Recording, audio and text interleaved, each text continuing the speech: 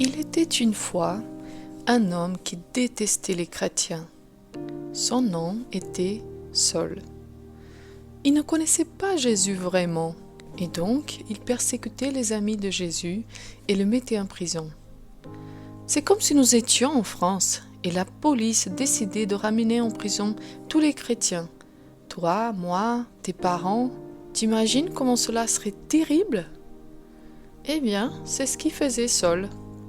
Ce jour-là, il a même été demandé aux autorités une permission écrite pour voyager à la ville de Damas, afin d'emprisonner les chrétiens de cette ville. Que penses-tu de ce qui fait Saul? C'est très mal, hein? Eh bien, ce qu'on fait de mal, la Bible appelle le péché. Nous sommes tous pécheurs, petits et grands. Jésus n'était pas content avec le comportement de Saul, mais crois-moi, quelque chose allait changer. Saul avait pris son cheval et quelques hommes, et il est parti en voyage à Damas. Ils étaient presque arrivés quand tout d'un coup, quelque chose d'incroyable est arrivé. Une lumière resplendissante, venue du ciel, est apparue et lui fait tomber de son cheval.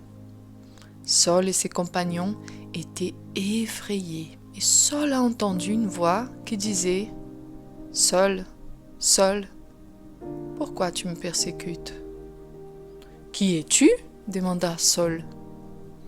La voix répondit « Je suis Jésus, celui que tu fais souffrir. » Waouh! Vous imaginez la surprise? Saul rencontrait Jésus. Il comprenait que Jésus est le Fils de Dieu, mort sur la croix pour sauver les pécheurs et transformer leur vie. Jésus aimait tellement Saul qu'il est allé le chercher malgré son péché. Tu sais, même si tu ne fais pas des choses horribles comme Saul, tu fais sûrement des choses qui déplaisent à Dieu. Mais Jésus t'aime et il t'appelle tous les jours, comme il a fait avec Saul. Que réponds-tu? Eh bien, tu sais ce que Saul a répondu? Il a dit « Seigneur, que veux-tu que je fasse ?» Jésus lui a dit « Lève-toi, rentre dans la ville, et je te dirai quoi faire. » Saul s'est levé, et il avait beau ouvrir les yeux, il ne voyait plus rien. Il a fallu le prendre par la main pour le conduire à Damas. Et là-bas, il resta 3 jours à prier, sans boire et sans manger. Quelle transformation, hein?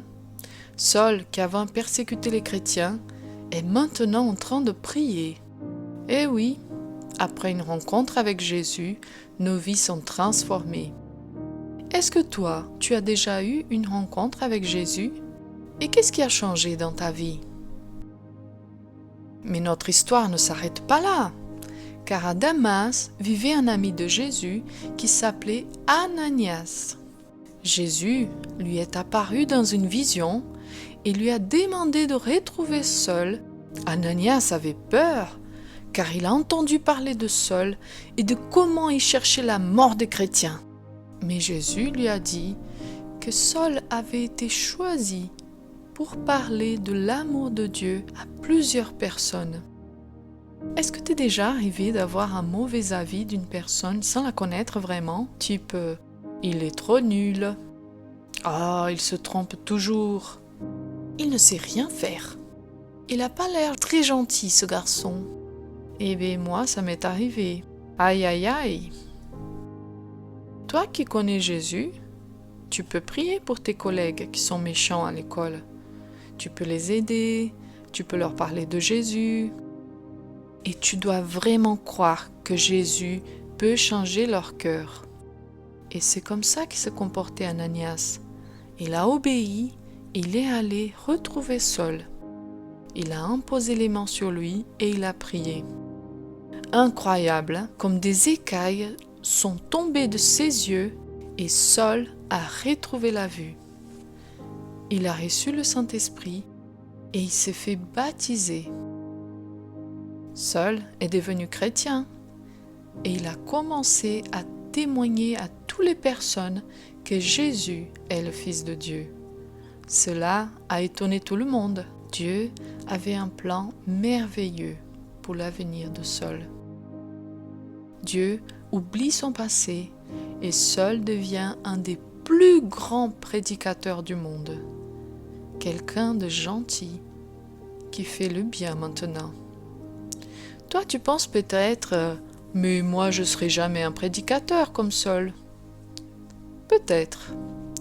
Mais quoi qu'il en soit, Dieu a quelque chose d'extraordinaire pour toi. S'il te plaît, ferme tes yeux.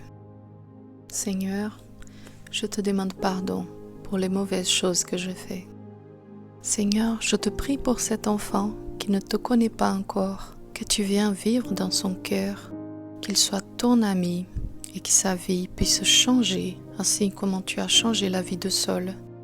Nous te remercions d'avoir donné ta vie à la croix pour nous sauver de nos péchés. Nous te prions au nom de Jésus. Amen.